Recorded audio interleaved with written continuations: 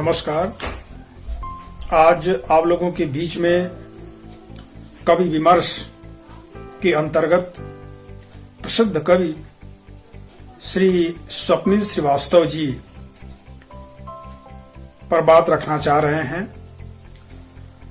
स्वप्निल श्रीवास्तव के बारे में कुछ अधिक कहने के पहले एक बात हम स्पष्ट कह दें कि स्वप्निल श्रीवास्तव अपनी परंपरा, अपनी पीढ़ी, अपने समकक्ष कवियों में बहुत अलग किस्म के, बहुत अलग स्वभाव के, बहुत अलग प्रकृति के कवि हैं।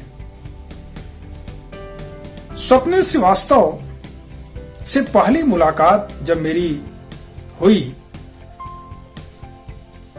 तो मैं एक चीज को आज भी मैं सोचता हूं उनके स्वभाव को लेकर के कि उनकी जो मूल ताकत है, उनकी जो काव्य ऊर्जा है, उनकी जो क्षमता है, वो कहां से आती है, कहां से वो ताकत ग्रहण करते हैं और कहां से अपनी कविता के लिए खाद और पानी इकट्ठा करते हैं।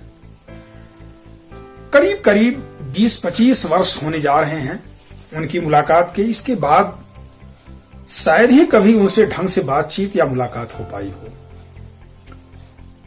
संयोग से हम दोनों एक ही क्षेत्र से, एक ही जमीन से, एक ही भाषा बोली से आने वाले लोग हैं और वो है उत्तर प्रदेश का पूर्वांचल। ठीक है, स्वप्निल श्रीवास्तव का जन्म पूर्वी उत्तर प्रदेश के सिद्धार्थनगर जिले में हुआ 1954 ईस्वी में।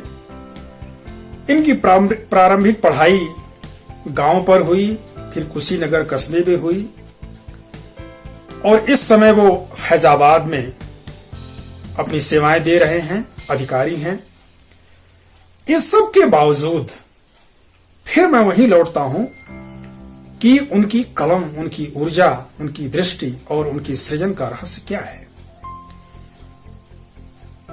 वह रहस्य है, वह आश्चर्य है उनकी अत्यंत अनौपचारिक नैसर्गिक सहजता। जो लोग स्वप्निल श्रीवास्तव से मिले होंगे या जो लोग स्वप्निल श्रीवास्तव को ठीक से जानते होंगे, उनको करीब से जानते होंगे, तो यह बात उनकी कविताओं में भी, यह बात उनके व्यवहार में भी, उनके कर्म में भी, उनके संवाद में भी बार बार झलकती है कि बहुत ही अनगढ़ और खुली हुई सहजता के कवि हमारे स्वप्निल श्रीवास्तव जी हैं। स्वप्निल श्रीवास्तव एक लंबी उम्र जिए हैं, लंबे समय से कविता लिख रहे हैं। करीब करीब 5 उनके संकलन हैं और उन 5 संकलनों से गुजरते हुए जो बात बार बार निकल कर आती है कि उनकी रचनाशीलता में जो सहजता की धारा है, जो सरलता की झनकार है, जो सरलता का रस है, वो धीमा या कभी कम नहीं हुआ। और यही कारण है कि वे अपने प्रारंभिक या पहले काव्य संकलन से लेकर के अपने अंतिम काव्य संकलन तक उस सरलता को, उस सहजता को और परिपक्व और मजबूत और सशक्त बनाते हुए चले आए। यही कारण है कि आज कवि विमर्श के अंतर्गत पहली प्रस्तुति स्वप्निल श्रीवास्तव की हो रही है। स्वप्निल श्रीवास्तव का जो काव्य फलक है वह बहुआयामी है। अगर विषयों की दृष्टि से देखें तो उनके कविताओं के अनेक विषय हैं, अनेक विषय हैं और आश्चर्य होता है कि उनकी जो जीवंत, उनकी जो सारगर्भित, उनकी जो सूक्ष्म दृश्य संपन्न रचनाशीलता है, वह एक साथ कई सारे विषयों की ओर यात्रा करती है। वे केवल गांव के गुमनाम चरित्रों पर कविता नहीं लिखते, केवल वह गांव की प्रकृति के प्रति अपने मोह को निछावर नहीं करते सृजन के माध्यम से, वे केवल स्त्रियों पर कविताएं नहीं लिखते, वे केवल प्रेम पर कविताएं नहीं लिखते, वे केवल पशुओं और पक्षियों पर कविताएं नहीं लिखते, बल्कि वे अपने समय के राजनीतिक चरित्र को, चेहरे को और चाल को बड़ी ही बारीकी और हिम्मत से जांचने परखने और उससे अपना असंतोष, उससे अपना विद्रोह जाहिर करने वाले हमारे कवि हैं स्वप्निल श्रीवास्तव जी। एक बार उनसे मुलाकात हुई जब उन्हें फिराक गोरखपुरी सम्मान गोरखपुर में दिया जा रहा था। खचाखच हॉल भरा हुआ था। उस आयोजन को देखकर यह लगा कि पूर्वांचल में अपनी एक अलग पहचान स्वप्निल श्रीवास्तव जी ने बना ली है। उस आयोजन में मैं उनसे मिल न सका, उनसे मिल नहीं पाया। मिलने की बड़ी इच्छा थी लेकिन मिल नहीं पाया। और मैं ये सोचता रहा कि स्वप्निल श्रीवास्तव जी, जबकि उनको पुष्किन सम्मान मिल चुका है, भारत भूषण अग्रवाल पुरस्कार मिल चुका है और उनको फिराक गोरखपुरी सम्मान मिल चुका है, निश्चित रूप से स्वप्निल जी काफी बदल चुके होंगे। बदलने का अर्थ साफ साफ है कि जो एक आजकल का ट्रेंड बन चुका है कि अगर आप साहित्य में नाम कमा गए, पुरस्कार पा गए, प्रसिद्धि पा गए, तो जाहिर सी बात है कि एक स्टेटस मेंटेन होने लगता है कवियों का। लेकिन मैं पूरे विश्वास से यह कह सकता हूं कि आज भी स्वप्निल श्रीवास्तव उसी जमीन पर खड़े हैं, उसी नैसर्गिक सहजता को जीवंत बनाए रखा। जो नैसर्गिक सहजता वे प्रसिद्ध होने के पहले, स्थापित होने के पहले और तमाम सारे प्रतिष्ठित पुरस्कारों से नवाजे जाने के पहले थे।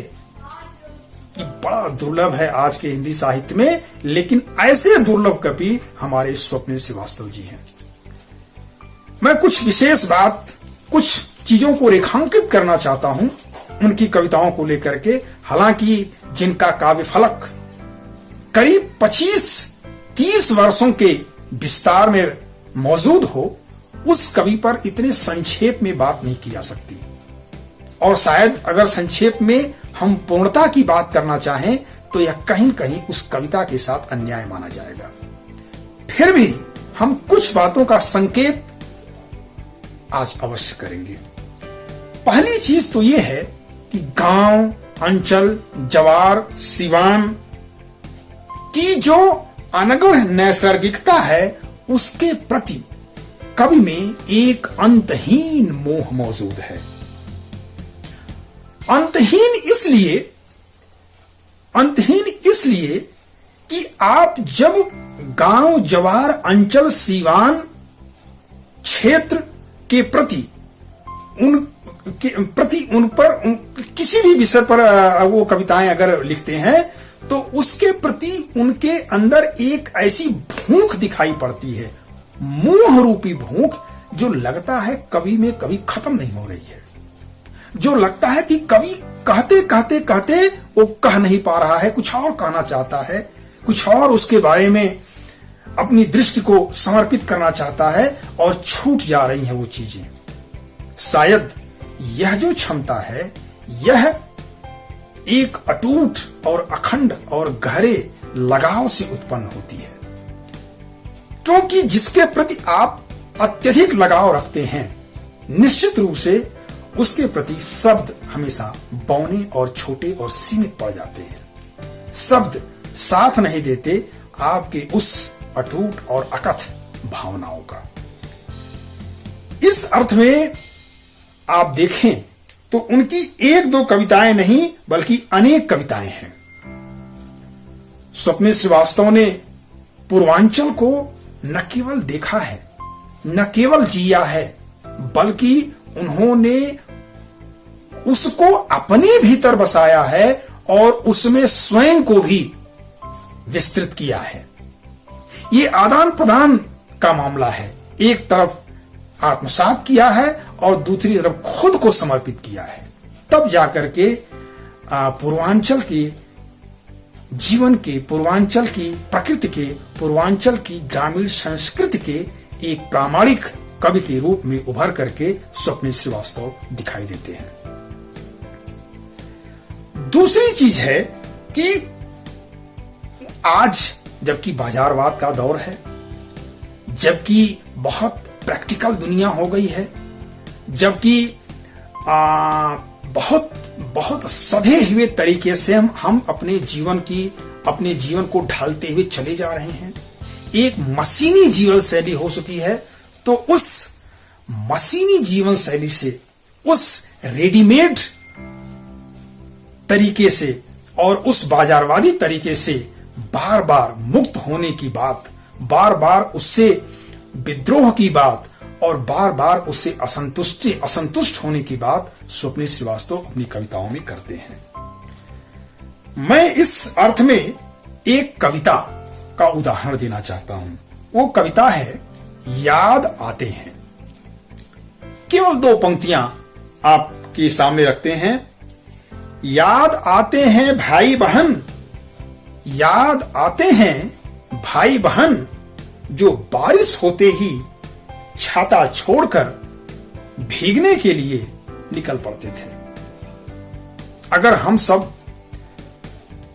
गंवाई जीवन को जीने वाले लोग हैं, अगर हमने गांव की प्रकृति को, गांव के बदलते हुए मौसम को, गांव की बारिश को अगर जिया है और आज भी स्मृतियों में गांव की इस बारिश को ताजा करने की भावना से ओतप्रोत हैं, तो बताने की आवश्यकता नहीं कि जब तक हम बारिश में भीग नहीं लेते हैं, जब तक नहा लेते हैं, जब तक हम मिट्टी से, जिसको हम लोग गंवाई शब्द में कनई कहते हैं, अगर कनई से नहा नहीं लेते हैं, डूब नहीं जाते हैं, तब तक हमारा जीवन पूर्ण नहीं हो पाता है बचपन का। तो ये है स्वप्निल श्रीवास्तव, जो बिना किसी लाग लपेट के अपने मन की बात खुल करके कहते हैं। मैंने पहले ही जिक्र किया कि राजनीतिक चेतना स्वप्निल श्रीवास्तव में बहुत ही स्पष्ट और दृष्टिपूर्ण दिखाई पड़ती है।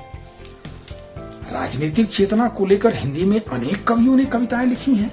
यह कुछ नया तो है नहीं। कहने की आवश्यकता नहीं कि हमारे नागार्जुन इस कला में उस्ताद थे, एक शिखर रचनाकार थे राजनीतिक चेतना के क्षेत्र में, और रघुवीर सहाय हैं।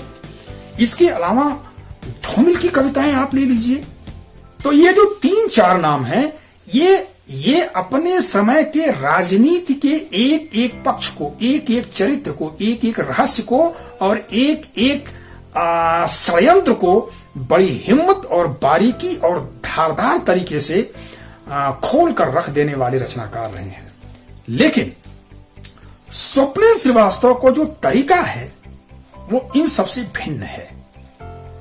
थोड़ी एक बौद्धिकता है, एक शालीनता है, एक संयम है, लेकिन इसका अर्थ यह नहीं कि वे भीतर से कहीं कमजोर हैं या उनकी आवाज मध्यम है।